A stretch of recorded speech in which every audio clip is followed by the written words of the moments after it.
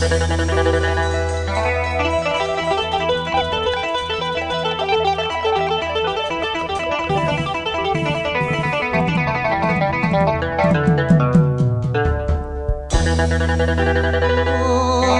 งจังคิดถึงน้องคิดทอดสาวซื้อของทางกำบ้านเก่า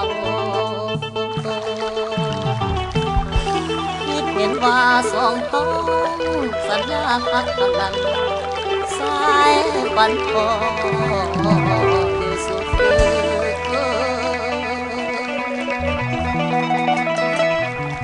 นั่งลงกันอยู่หาดทรายที่มีน้ำตื้นมาสาดลองลอยกายน้ำหาดทรายมาไหลเย็นเปรียบดังคำโอ้ยสัญญาน้อง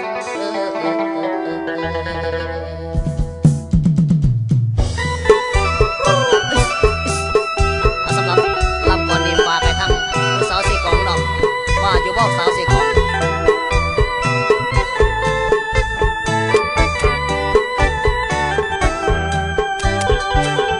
ที่ฟังเสียงของอายยังมองหัวใจเลื่อนลอยคิดเห็นแต่น้องสัญญาสองเราที่ฟังเสียงกองมันยังมาคลองหัวใจอายนี้ทุกวันอายอยู่เวียงจันทร์อะไรห่วงหาสาวสอบตาคนเดิมแฟนเก่าทำเวียงจันทร์ไฟฟันแต่เจ้าอยากขึ้นบ้านเจ้าไปหาเจ้าน้องสาวคนเป็นไดโนสาวสีกองทางกำบันเก่าเดี๋ยวนี้เขาแฟนสายโบราณคอยท่าบ่โลได้คิดพอแถมฟังเสียงของสองเราคุยสัญญาอาการกันเข้ากันอยู่เวียงจันทร์ไอ้น้องฟันมีตายังบ่ทันกลับมาเดียบ่ทันได้วางพอเพียงนางสาวสีกองบ่อายใจเจ้าอย่าเปลี่ยนแปลงงานมันแต่งคงจะมีอย่าได้นายนี้รออายเด้อสาวสีกองไอ้คิดถึงเจ้าคืนวันจนน้ำตานองอยากมาเพียงทองบอกนำในงานนี้บ่างานของอายยังบ่ทันสิ้นโปรดเด้อทวินอย่าคิดว่าสายล่อลวงสิ่งงานเมื่อใดจะกลับมาพุ่มพวงจะเมื่อเดินควงสาวใส่กองเขาวันนี้บ่ไอ้ล่อคอยใส่เด้อล่ะไอ้ล่อคอยใส่เด้อล่ะความสัญญาน้องจะได้เปลี่ยนสาวใส่กองคนรักมากอายใจตั้งแม่นต่อสายสิ้นงานแล้วเต้าสาวยันสู่ใหม่สัญญาฟังใจ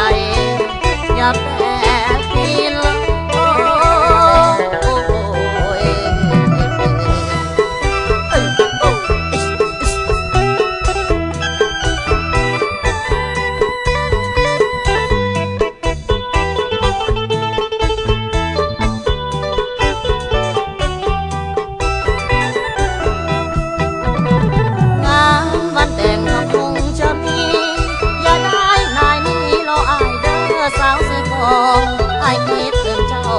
วันจะน้ำตานอง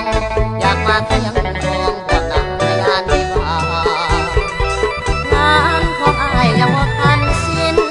โปรดเดินวินอย่าคิดว่าสายล่อลวงสิ่งงานเมื่อใดจะกลับเมื่อหาพุ่มพวงจะเมื่อเดินควงสาวใส่กองเขาวันวิวา